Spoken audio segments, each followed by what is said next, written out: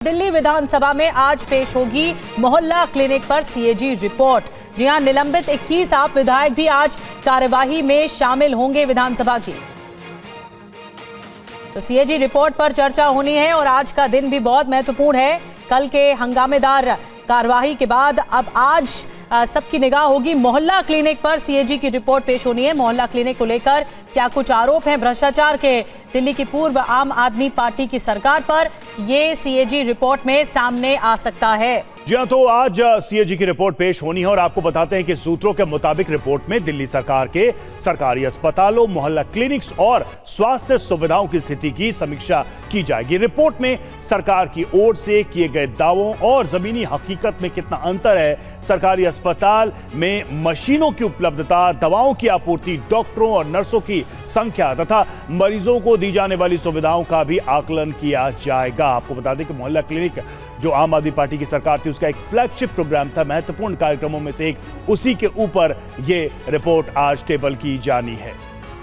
और आइए अब आपको सुनाते हैं दिल्ली विधानसभा स्पीकर विजेंद्र गुप्ता ने एक्शन टेकन रिपोर्ट पर क्या कुछ कहा है। सीएजी की रिपोर्ट पर डिस्कशन पूरा हुआ है और एक्शन टेकन रिपोर्ट मांगी गई है। दिल्ली की जो असेंबली सेक्रेटेरिएट है उसको डायरेक्ट किया गया है कि 1 महीने के अंदर अंदर पैरावाइज एक्शन टेकन रिपोर्ट जो है वो कंपलसरी पॉजिटिवली वो स्पीकर के पास पहुंच जाए। और कुमार कुंदन और ज्यादा जानकारी के साथ इस वक्त फोन लाइन पर हमारे साथ जुड़ गए हैं। कुमार, सबकी नजरें होंगी दिल्ली विधानसभा की आज की कार्रवाई पर, क्योंकि मोहल्ला क्लिनिक को लेकर जो भ्रष्टाचार के आरोप लगे आम आदमी पार्टी जो पूर्व सरकार रही दिल्ली की, इसको लेकर सीएजी की रिपोर्ट है। क्या कुछ हो सकता है इसमें?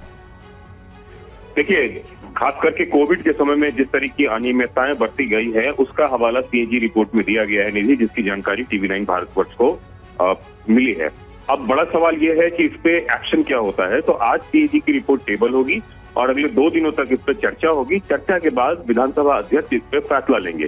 जैसे कि एक्साइज पॉलिसी, लिकर पॉलिसी जो था, उस पे विधानसभा अध्यक्ष ने यह फैसला लिया कि पूरे एक्साइज पॉलिसी को पीएससी को सौंपी जाए और उसमें 1 महीने के अंदर एक्शन टेकन रिपोर्ट भी दिया जाए। तो मुझे ऐसा लगता है कि संभव है कि हेल्थ की रिपोर्ट भी जो होगी उसको भी पीएससी को सौंपा जाएगा और उस पर एक्शन टेकन रिपोर्ट की बात हो जाएगी। और संभव है आने वाले दिनों में कुछ अधिकारी या फिर कुछ और भी लोग इस पूरे मामले में निधि। बहुत बहुत शुक्रिया कुमार कुंदन, जानकारी देने के लिए। बड़ी बात बता रहे थे, स्वास्थ्य सुविधाओं की स्थिति की इस सीएजी रिपोर्ट में समीक्षा होगी और क्या रही हेल्थ सेक्टर में क्या कुछ बातें रही, ये तमाम बातें सीएजी रिपोर्ट में आज जो टेबल होने वाली है इसमें रहने वाली है।